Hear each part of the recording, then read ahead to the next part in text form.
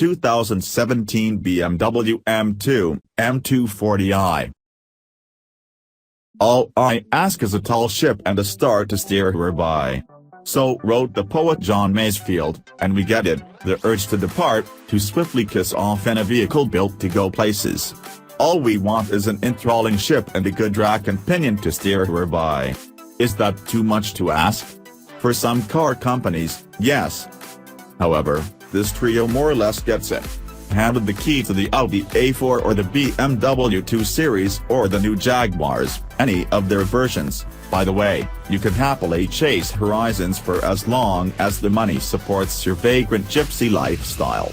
Yes, in order to produce a 10 best winner from this class, we had to cut the holes in our filter extremely fine. Which is a true statement about many segments these days. Cars are indeed demanding more and more gold, but they're also getting better and better. As evidence, we give you Audi and Jaguar, both challengers to BMW's long-standing domination of the compact sports sedan genre, but both at vastly different stages of their journeys. This year, 10 Best again proved that there are some nice cars to choose from if you've budgeted $40,000 to $50,000, but few are as entertaining as BMW's top 2 series models, with their combination of humble size, pouncing, liquid thrust from the optional 6 pots, and piano wire tension to the controls. You can see why we picked the M235i last year, but the world keeps turning.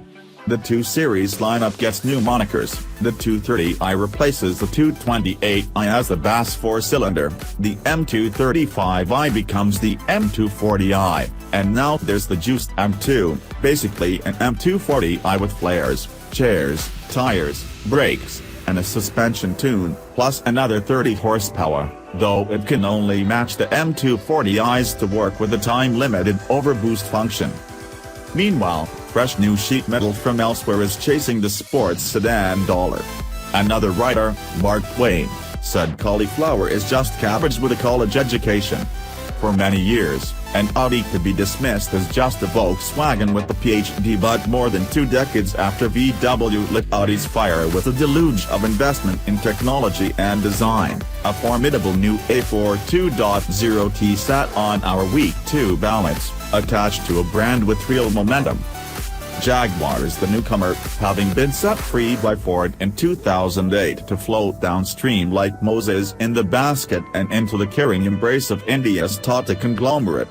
Under Ford, Jaguar was never able to effectively break into the under $50,000 market where all the action was happening.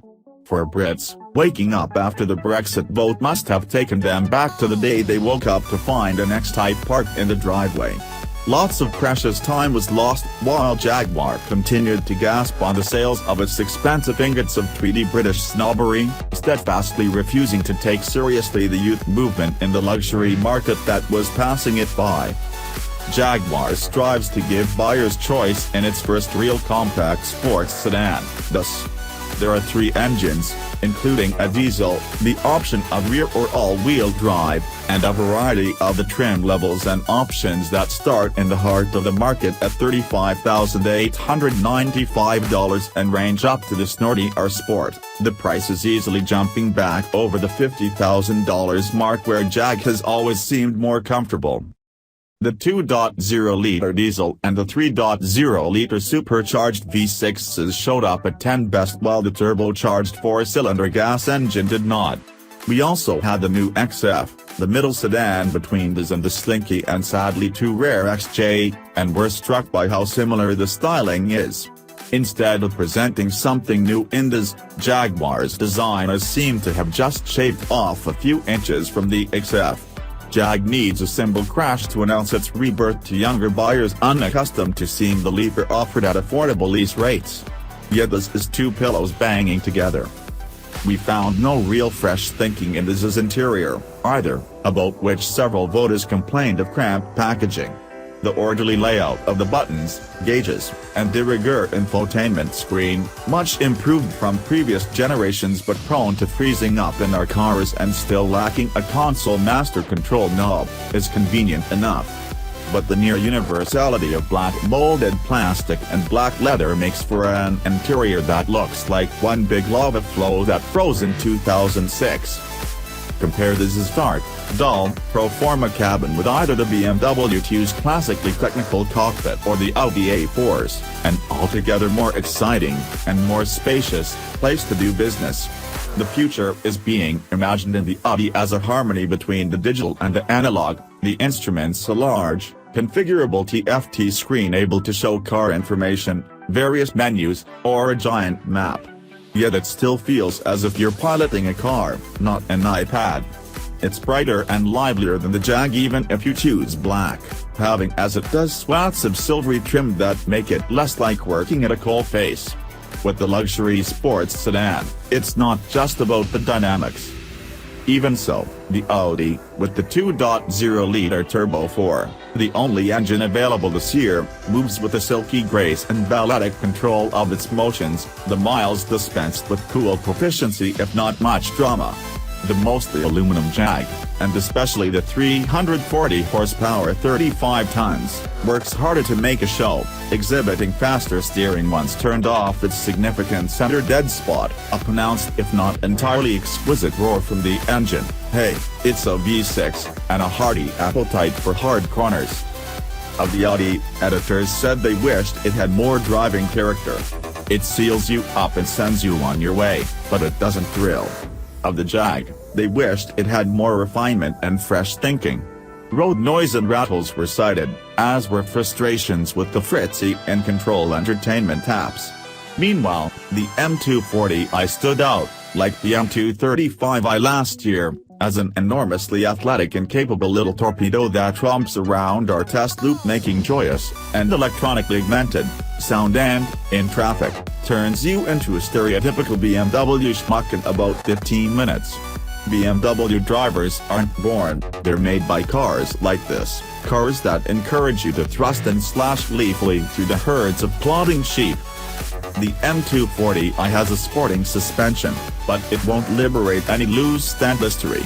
The rigid M2 will, this extremist shaking our fillings over the rougher sections as the steering sniffed feverishly for apexes. The M2 prefers corners to straights the same way a German Shepherd prefers pork chops to applesauce, but that's part of its hyperactive charm.